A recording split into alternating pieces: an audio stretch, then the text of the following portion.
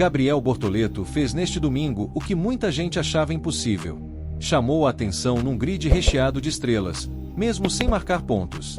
No GP da Espanha, o brasileiro largou em 12º e terminou exatamente onde começou. Parece pouco, então se prepara, porque o que rolou por trás dessa corrida explica muito sobre o momento da Sauber, as decisões que estão travando o potencial do carro e a maturidade de um estreante que mesmo sem carro vencedor mostra que não está aqui só para aprender. Enquanto muita gente só olha quem sobe no pódio, se hoje a história está no meio do grid. E Bortoleto foi o destaque silencioso dessa parte esquecida da corrida. Neste vídeo você vai entender por que o desempenho dele em Barcelona é mais importante do que parece. Vamos falar de erros de estratégia, acertos no desenvolvimento do carro, escolhas da equipe que custaram caro e principalmente do que o Gabriel está conseguindo fazer com as ferramentas que tem. Fica até o final, porque não é exagero dizer que se a Sauber não abrir o olho, pode acabar segurando o talento de quem poderia estar brigando lá na frente. O sábado em Barcelona começou com novidade boa. Bortoleto cravou a melhor classificação dele desde que estreou na Fórmula 1. Um P12 sólido, limpo e conquistado, sem depender de erros dos outros. Sauber, que vinha apagada nas últimas corridas, parecia finalmente ter entregado um carro um pouco mais equilibrado para o fim de semana. O time trouxe atualizações aerodinâmicas importantes, focadas principalmente em estabilidade nas curvas médias e traseira mais plantada. 2 pontos que vinham tirando o sono do brasileiro, mas o grande sinal veio da pista. Mesmo sem grandes expectativas externas, Bortoleto aproveitou cada volta lançada e mostrou que com o mínimo de condições consegue entregar resultado. O P12 não colocou ele no Q3, mas mostrou consistência, foco e ritmo. Foi aquele tipo de classificação que não estampa manchete, mas que os engenheiros e chefes de equipe não ignoram. A diferença pro top 10 foi pequena. Com uma volta um pouco mais limpa, ele poderia muito bem ter avançado. E o que a equipe fez com isso? Teoricamente montou uma estratégia para consolidar o resultado e tentar algo mais, mas já no domingo ficou claro que a leitura da Sauber não acompanhou o desempenho real do piloto.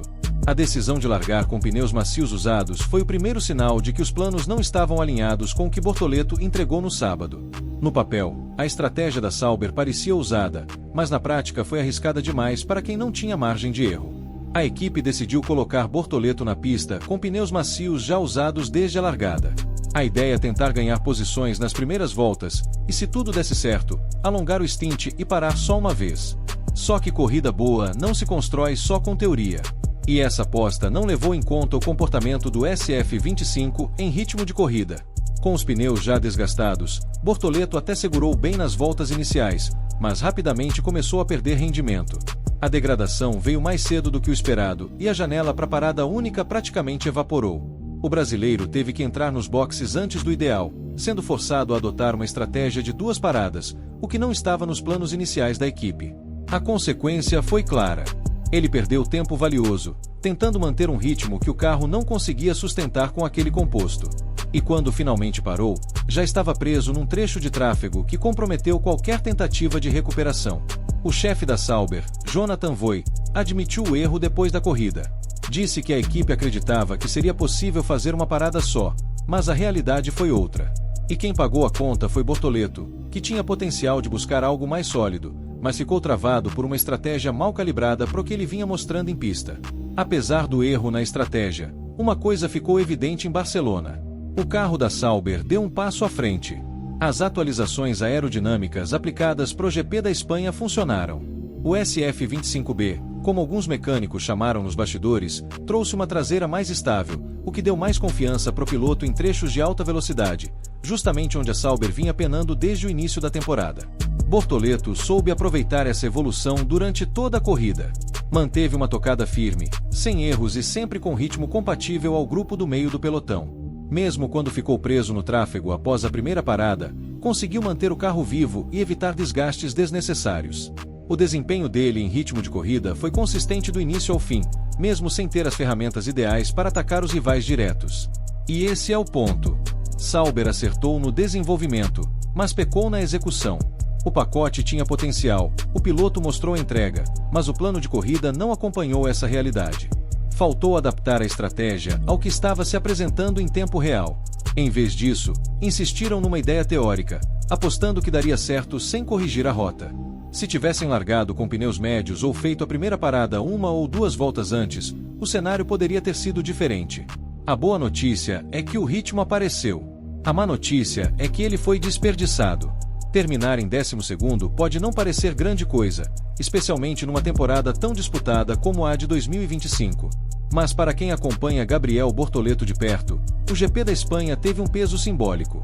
Foi a primeira vez no ano que ele terminou uma corrida no mesmo nível de ritmo dos carros do meio do grid. Não foi sorte, foi construção. E foi um aviso claro de que se a Sauber acertar no básico, ele entrega o resto na pista. Mesmo sem marcar pontos, Bortoleto superou pilotos com mais experiência e equipes com orçamentos maiores. E fez isso num fim de semana em que o foco estava todo em McLaren, Red Bull e Ferrari.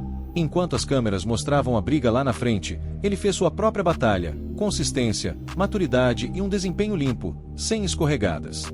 No pós-corrida, o brasileiro não escondeu a frustração com a estratégia adotada, mas também reconheceu o avanço da equipe no desenvolvimento do carro. A leitura dele foi precisa, é algo a ser reavaliado. Isso mostra que ele já não fala mais como novato, fala como alguém que entende a corrida além do volante. E é aí que mora o ponto forte de Gabriel. Ele não é só veloz. Ele pensa a corrida, sabe quando está sendo subaproveitado, sabe o que precisa ser melhorado e mais, não tem medo de falar. Essa postura com o tempo pesa e começa a chamar a atenção de quem está observando o grid com olhos para o futuro. O GP da Espanha não foi só mais uma etapa no calendário, foi um termômetro. E se a Sauber estiver prestando atenção, já entendeu que precisa ajustar mais do que a aerodinâmica. Precisa alinhar estratégia, comunicação e ambição com o talento que tem nas mãos. Gabriel Bortoleto mostrou em Barcelona que está pronto para mais. Não para milagres, mas para um projeto que o trate como peça central e não só mais um nome na folha de inscrição. A consistência demonstrada, mesmo diante de uma estratégia mal aplicada, mostrou um piloto que já sabe sobreviver ao caos e, mais do que isso, tirar algo positivo dele. Em outras palavras, ele fez mais do que o carro oferecia. E numa Fórmula 1, onde cada milésimo conta, isso vale muito, ainda mais quando se trata de um estreante num time que ainda busca identidade técnica e competitiva. A Sauber teve evolução técnica, sim, mas falhou em transformar isso em resultado. E se continuar cometendo esse tipo de erro, corre o risco de perder o seu maior ativo. Um piloto com leitura, frieza e fome. O talento de Bortoleto está crescendo em silêncio, mas logo vai chamar a atenção de quem busca algo a mais no grid.